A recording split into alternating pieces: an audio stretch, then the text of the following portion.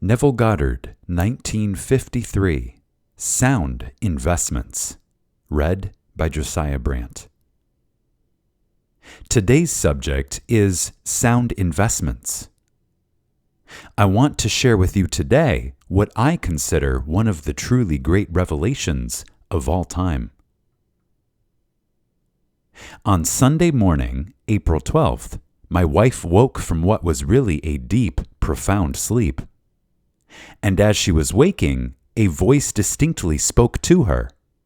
And the voice spoke to her. And the voice spoke with great authority. And it said to her, "You must stop spending your thoughts, your time, and your money. Everything in life must be an investment." So she quickly wrote it down and went straight to the dictionary to look up the two important words in the sentence: spending and investing. The dictionary defines spending as to waste, to squander, to lay out without return. To invest is to lay out for a purpose for which a profit is expected. Then I began to analyze the sentence. You must stop spending your thoughts, your time, and your money. For everything in life must be an investment. As I dwelt upon it, I saw where everything is now. That through the portals of the present, all time must pass. And this psychological now, the state in which I find myself now, does not recede into the past. It advances into my future. So, what I do now is the all-important thing. And thought is the coin of heaven. It is the money of heaven. And so the thought I entertain now, the thought to which I consent, as told us in Ephesians, all things, when they are admitted, are made manifest by the light. And all things, when they are manifested, are light. And the word light is defined as consciousness. So, the state to which I now consent must be made manifest. And, when it is manifest, it is only that state of consciousness made visible, coming to bear witness of the state in which I abided. Again, so what I do now is the all-important thing, and thought is the coin of heaven. It is the money of heaven. And so, the thought I entertain now, the thought to which I consent, as told us in Ephesians, all things, when they are admitted, are made manifest by the light. And all things, when they are manifested, are light. And the word light is defined as consciousness. So, the state to which I now consent must be made manifest. And when it is manifest, it is only that state of consciousness made visible, coming to bear witness of the state in which I abided. So, every moment of time, I am either spending or I am investing. Unfortunately, most of us spend the coin of heaven, and morning, noon, and night we live in negative states, for which there is no return. When we could have easily spent, not spent, but invested that moment. So, at the end of the day, we really would have a wonderful portfolio. The religious-minded person invests possibly on Sunday morning. Through the service, he is lifted for a moment. If he is not overly critical, he might be carried away with the hymn. He might be carried away with the solo, the organ music, the address from the pulpit, and, for a moment, he is investing. But the rest of the week, he spends.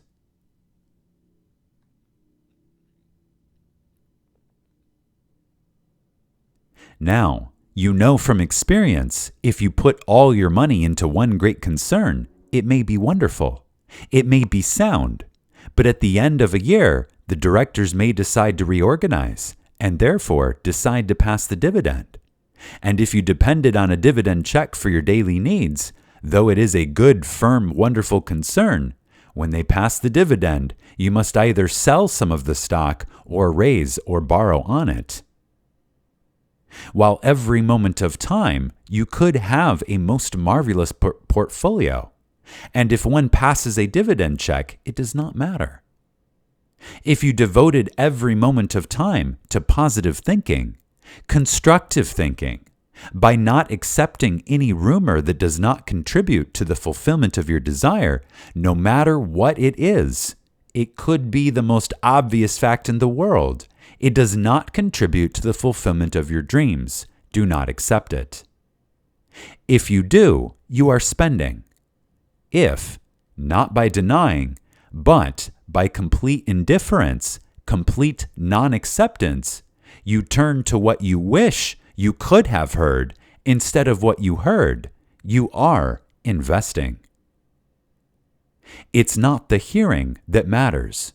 It's the admitting the truth of it that matters.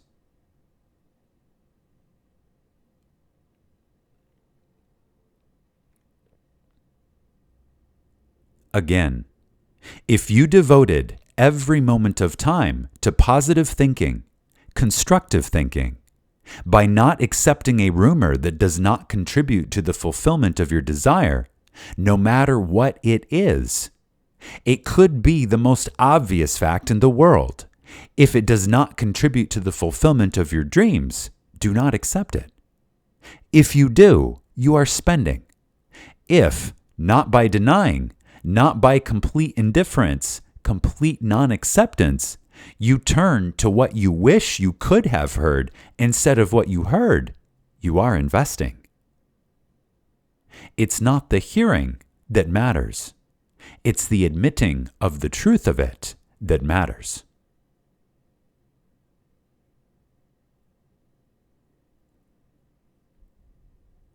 All things when they are admitted, not all things when they are heard, but if you give consent to it, if you accept it as true, then you either spend by acceptance or you invest, depending on the nature of the state accepted.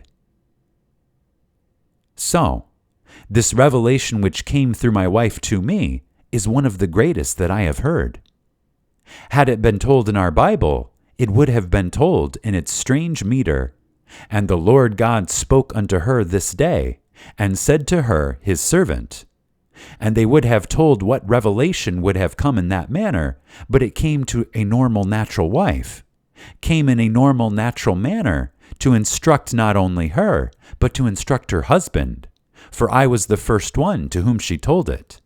And I cannot tell you what it has done to me since I heard it on the morning of the 12th of April, for it made me more aware of the moment, made me far more conscious of every moment of the day, so that I am not spending. I must invest. Time is too precious, and because these moments do not recede, they do not pass away, they are always advancing into my future, to either confront me with a waste or to show me some wonderful return. If I invest, it's for a purpose, and therefore, I hope, not only hope, I expect a reward. I expect a profit on my investment. So, a moment spent now, this very day, could tomorrow pay you great dividends.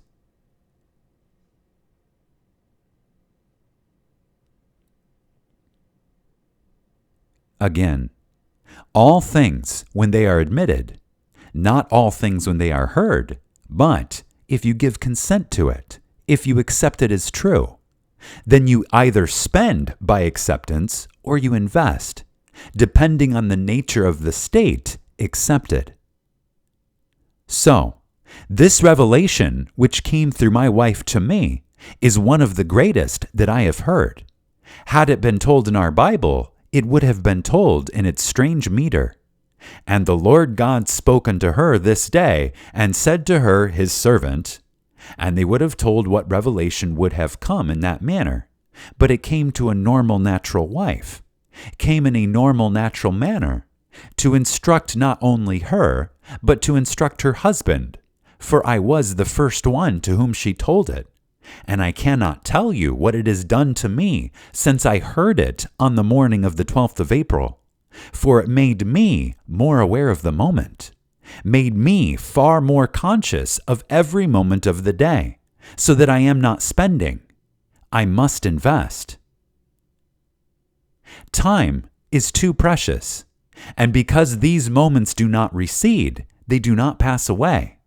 They are always advancing into my future to either confront me with a waste or to show me some wonderful return. If I invest, it's for a purpose. And therefore, I hope, and not only hope, I expect a reward. I expect a profit on my investment. So, a moment spent now, this very day, could tomorrow pay you great dividends.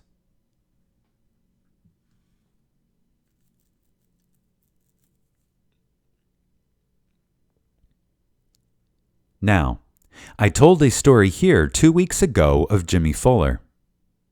Well, I didn't have all the details of the story, but after the meeting, dozens of you said to me, not only after the meeting that day, but after my meetings at the Able Theater, that Jimmy Fuller would have made the fortune that he had made, must have had great capital. Well, I could neither affirm nor deny your bold assertion, for you spoke as though you knew, and many of you almost convinced me that he had great capital, and that's why he turned it into great returns. So, on Friday night, I asked him to tell me more of the details. He said, "When you came here 4 years ago, Neville, I came to hear you." My wife asked me, "Why do you come to hear Neville? Who told you of Neville?" He said, "I turned the radio on one night and I heard Dr. Bales." I had never heard of the man before. At the end of his lecture, which I thoroughly enjoyed, he said, "Neville is coming to speak for us, and it is a must." Well, the next night, I so liked Dr. Bales that I turned him on the next night, and for the next 2 weeks he kept on promoting you. And he was so generous in his praise, I thought, I've got to hear this man. So when I came, I enjoyed what I heard on Sunday morning. And then you announced you were speaking the following night at this place, but it was $2.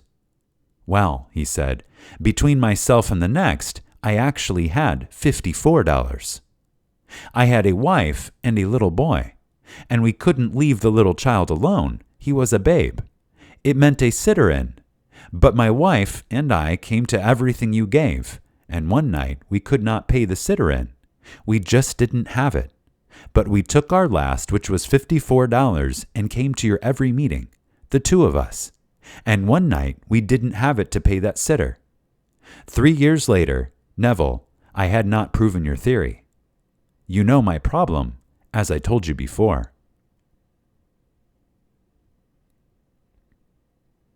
Perchance there is someone here who did not hear it. The man is a Negro, and his problem was that because he was a Negro, all the marks and stripes of the world were against him. I tried to convince him it was only in his mind that these stripes were placed. His acceptance of that as restriction made it restriction. But if he could drop it by non-acceptance, by complete indifference to the pigment of skin, he could accomplish his every dream by acceptance of it now. Well, in the last year, Jimmy Fuller, by complete acceptance, investing his moment, his now, has turned the year into a net profit of $250,000. He did not have 1 penny when he started. He did not raise large capital. He didn't have it. He only invested God's coin. God gave it to him. He gave him the moment, which is time. So, instead of spending his thought, which everyone has, and spending his time, which everyone has, he had no money. But he knew that thought was money. So he invested his thought in the now, knowing that it was not going to recede and vanish from sight. That was an investment. It would advance into his future. Well, it did. It so advanced that he tells me now everything he touches turns to gold. Now he has 3 children. They come here every Sunday to Sunday school. He doesn't want his children to start with his stripes, so he wants them to feel what this church gives.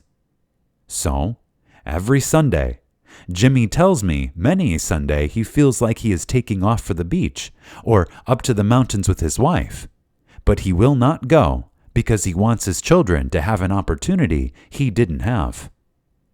He says, "My people were very religious, but they must have worshipped a very poor God, for they were steeped in poverty.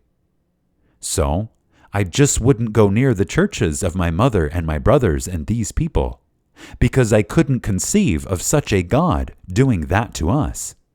Yet they never missed a service.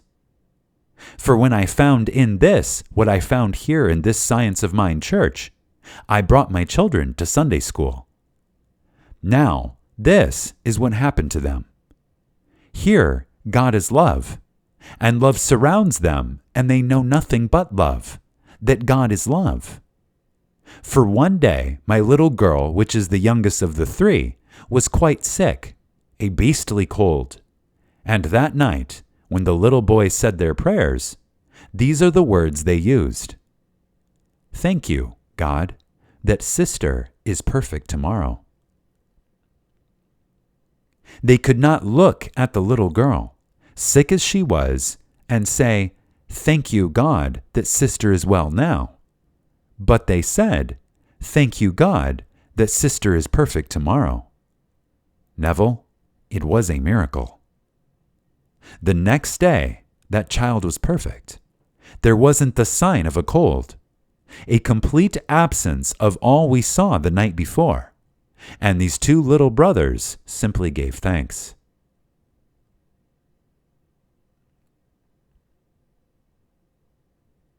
Now, he wanted a watch. I wouldn't give him the watch. I could have bought 1,000 watches for him. I want my little son to learn a law, which I didn't know until recently. So, he filled his mind with the possession of a watch. And he spoke of the watch as a live watch, one that ticks, one that is alive, not a toy watch. So, then, he fills his mind with the possession of the watch.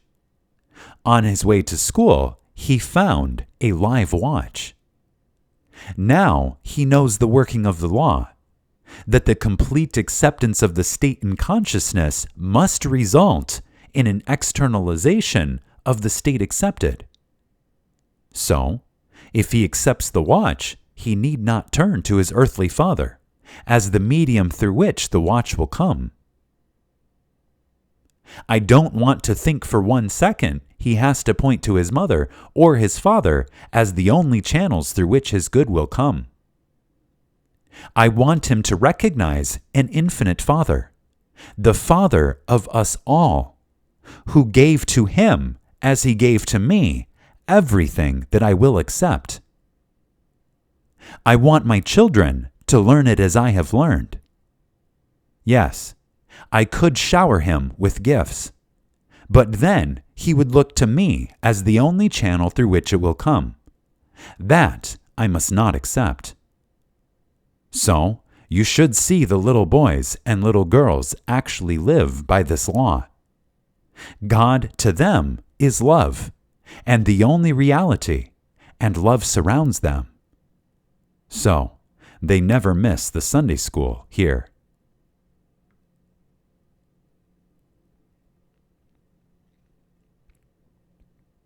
Then He goes on to tell me all other wonderful things that have happened by the mere acceptance of this law. He said, "The getting of my car, this convertible Cadillac, I treated it loosely. I sat quietly in my living room and drove my Cadillac, and I simply treated for this loosely." He said, "I didn't put real effort into it. I accepted it. And then when I decided to get it, I simply put in 3 telephone calls, and that day I was driving this car, Neville." Now everything happens just like that. Today, instead of going to my office and working in the office, I work behind the scenes. I sit all day and I hear the report that it is good for my employees.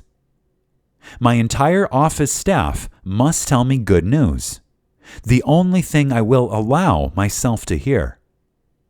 I ride my car, I'm in the office. I am at home, I'm in the office, but I am only hearing good news. And seldom do I go to the office physically to do office work. So I am behind the scenes only hearing good news. So I have completely forgotten the so-called pigment of the skin. And, Neville, honestly, can I tell you today, I feel that I am blessed beyond all men because I was born a Negro. I am so proud to be born a Negro.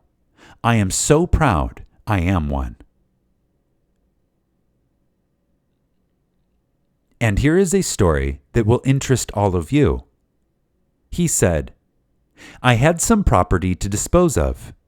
I had certain things in investments for those who had money, and so I advertised it, and a man called me on the wire. He saw the ad and asked me if I was the gentleman. So I told him I was the one who had the property. The first thing he said to me, 'I don't want any nigger property.' Jimmy said, I didn't answer, as if I hadn't even heard the word. If he wants to be prejudiced, he may be prejudiced. That's his right. He wants to be silly about it. That's his right. He can spend. He need not invest. So I said, 'It is perfectly all right, sir. I have all kinds of property. I have all kinds of things for your investment.' A week later, he called me up and said, 'Would you come and see me?' He said, I went to see him. When I got out of my car, his knees almost buckled, for he didn't know a Negro was coming to see him, and a Negro walked up his stairs into his living room. He said within a matter of minutes, he purchased $37,000 worth of mine I had to offer. He said the first $25,000 that he bought, he simply bought to buy back his face.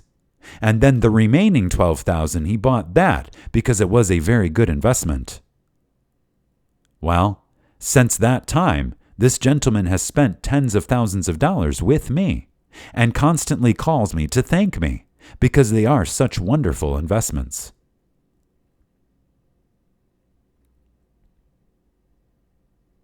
Now, here is a man who is proud of his skin. He has no prejudices because that's spending his time. He cannot afford to spend. So, in harmony with the revelation given to my wife, let us all now stop spending our thoughts, our time, and our money. For everything in our life must be an investment. We know the truth. This platform radiates the truth. You are told that everything proceeds out of your own consciousness. But what you and you alone accept as true, that will externalize itself and mold itself in your environment. All the conditions that you will encounter will simply bear witness of the state you have accepted. Well, if you don't like what you are encountering, then stop spending and learn the art of investment. For every moment of time is an opportunity to invest, not to spend. Yet, on the other hand, you and I are free.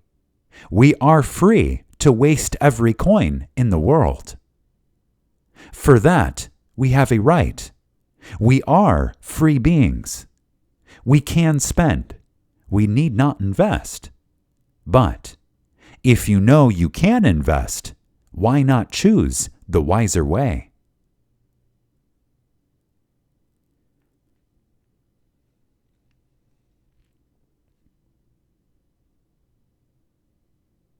Now, we are told in the 30th chapter of the book of Deuteronomy, "The commandment I command you this day is not hidden, and it isn't far off. It is near unto thee. It is in thy mouth and in thy heart.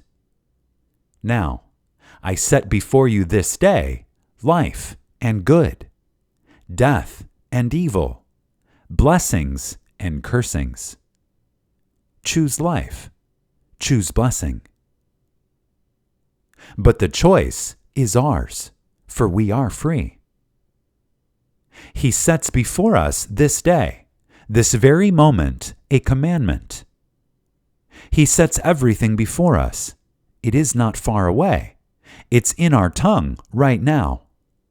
And before me now is a blessing or a curse. I can accept the fact you do not like me. It doesn't matter. You may love me. But if I accept the fact that you don't like me, don't like the teaching, I'm spending my time. Tomorrow, you'll prove to me that I have spent my time by your behavior relative to me. On the other hand, if I accept the fact that you do like it, because you are proving it, then I would have no doubt in my mind that you could not do anything other than contribute to this teaching. So, it is up to me to either bless myself or curse myself.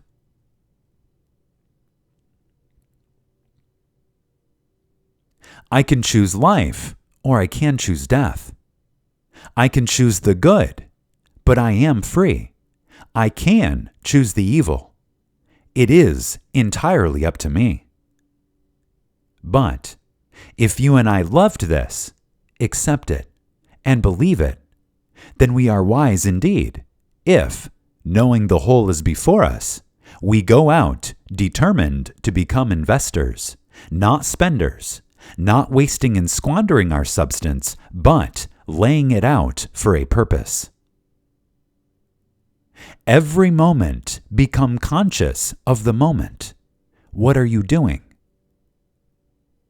I am accepting now the fact that I am a noble, dignified, wonderful being, that my Father is proud of the Son who is like him. So, I will not hear or accept as true anything other than that which contributes to that noble concept I will hold of myself.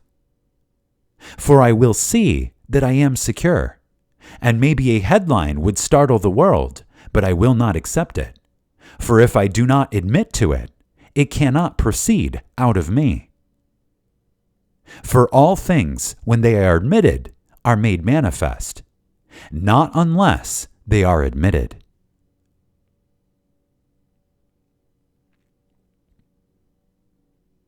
Again, I can choose life, or I can choose death. I can choose the good, but I am free. I can choose the evil. It is entirely up to me. But if you and I loved this, accept it, and believe it, then we are wise indeed, if, knowing the whole is before us, we go out determined to become investors, not spenders, not wasting and squandering our substance, but laying it out for a purpose.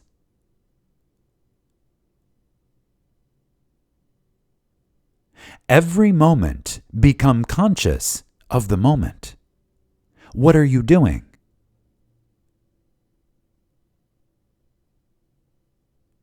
I am accepting now the fact that I am a noble, dignified, wonderful being, and that my Father is proud of the Son who is like him. So I will not hear or accept as true anything other than that which contributes to that noble concept I hold of myself. For I will see that I am secure, And maybe a headline would startle the world, but I will not accept it. For if I do not admit to it, it cannot proceed out of me. For all things, when they are admitted, are made manifest, not unless they are admitted.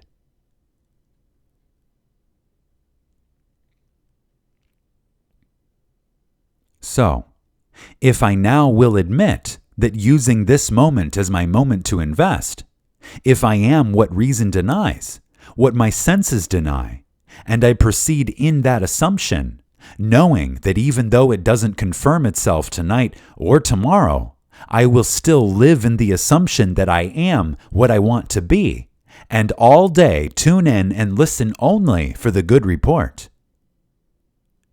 I know these are investments, and tomorrow these dividend checks must come. They must come. That is the law of our being. So, everyone here, take it to heart. And though you don't need money, and so I say to the hundreds of you who say to me in private, he must have had money. I tell you, I know the story now. I didn't know it when you boldly claimed that he had money, but now I have it from the source. He only had $54, and the $54 he spent coming to my meetings, even when he couldn't spend $1 on a sitter. So I tell you, he didn't have it. He has it today. But you don't need even $54.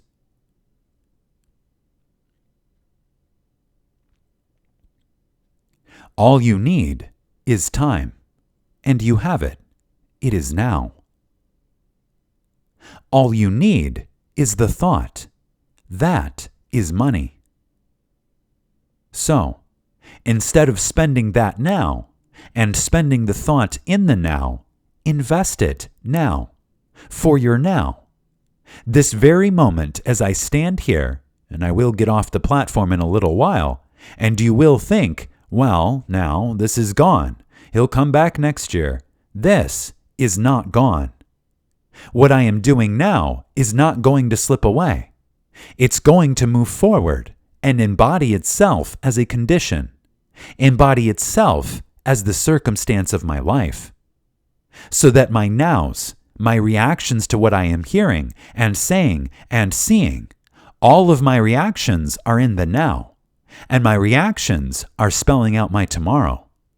So, I will repeat it through the doorway of now, because he said, I am the door. I am is always the first person present. Not, I was the door, or I will be the door. I am the door. I am the resurrection. So what I do in the present, now, is not going to recede. It is going to advance into my future. For through the door of the present, of the now, all time must pass. Now don't spend it as it passes. As it passes through the door of the now, invest it. Every moment of your life, see that it is a positive, constructive, noble moment. I promise you a wonderful, healthy, radiant future if you will invest the now.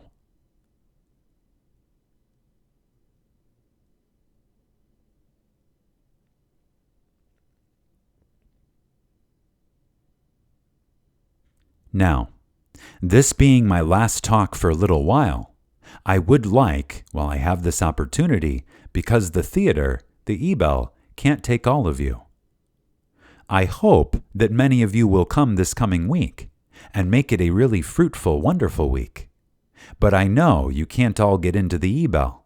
So here, one lady, as I came through the door, said, Neville, you made it so clear on Friday night. Something I'd not seen before. For you told us this year you brought a wonderful revelation, and that is the wide difference between thinking from an end and thinking of an end. For you emphasized that time and time again since you've been out here this time, but I didn't get it until Friday. I said, well, how did you get it? She said, "Your picture of the balcony and the stage." Well, now we have the same situation here. We have a balcony, so we have a stage. Well, if she, having heard it so often, didn't get it, the chances are many of you didn't get it. Well, now she got it by my illustration, so I will repeat the illustration that all may get it. I said that when a man learns the art of thinking from the end, that man is master of his fate, for he defines his end. He formulates an aim in life, and then feels himself right into the situation of that end. So, he thinks from it instead of thinking of it.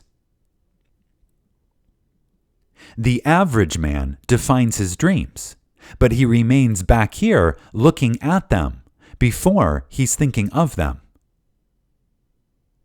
The wise man occupies the state of his dreams, so he radiates from it. He thinks from it. And then, to use this little illustration, I'm standing here looking out at the auditorium, and I would describe this theater based from this angle, for I am seeing it from the stage. You, sitting in the auditorium or sitting in the balcony, you are looking at it from that state, so you would see the screen and the speaker. So the difference between us, we see the same theater from different angles. I would define it from here. You would define it from there.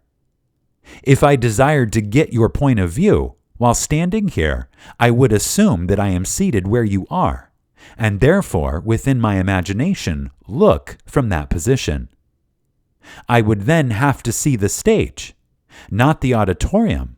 I would see the thing behind me, this cyclorama, and I would describe the theater from that position, which I am assuming that I am. Now, if that position represents, say, one of the security and this one of insecurity, I would then assume, by physically standing here, assume that I am now secure. And, to prove that I am, I would then look from the state of security. So I would describe the world relative to my assumption. If I am still seeing what I saw when I was insecure, I have not succeeded in occupying that desirable end. I am still only thinking of it. So, the wide difference between thinking from and thinking of must be clearly seen, and then see the wisdom in learning the art of thinking from a desired end.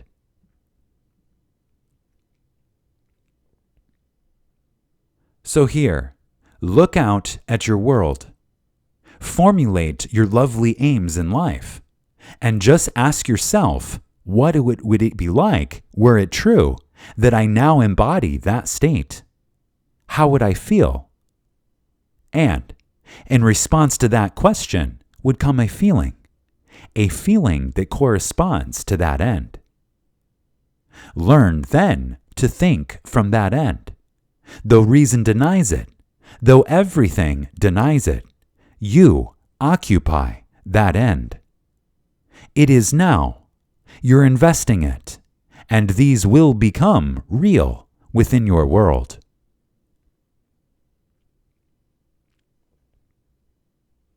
Now, another thought that I tried to make clear, and it's this, which again Jimmy Folder told me was one of the cues in his success. When the action of the inner man corresponds to the action the outer man must take in order to appease his desire, he will definitely realize his desire. Again, when the action of the inner man corresponds to the action the outer man must take in order to appease his desire, he will definitely realize his desire. There are two of us. There is an inner man and an outer man. The outer man is always made to say, I of myself can do nothing. The Father within me, this inner one, he doeth the work. What I see him do, that I, the outer, do also. So, there is an inner you. If I now sat here and immobilized my body by relaxing it, and then imagine what the outer would have to do in order to appease his desire, and with the outer relaxed, just let me imagine that I am actually it now. So I keep the body immobilized, but I imagine that I am actually experiencing it now. I would experience in my imagination that which I would have to experience in the flesh to appease desire. And then imagine that state over and over and over, so that the actions of the inner man correspond to the actions the outer must take in order to realize desire. When that is done, I promise you, it's going to be done in the flesh. No power in the world could stop it when these two actions coincide. But let it always be from the inner you.